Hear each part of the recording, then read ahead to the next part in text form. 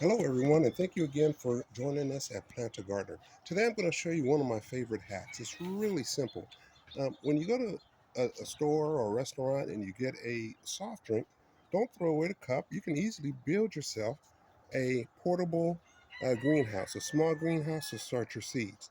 As you can see, this is a regular cup, drinking cup, and what I did was I used my soldering iron to put holes for drainage at the bottom, and then filled it up with potting soil and planted my seeds.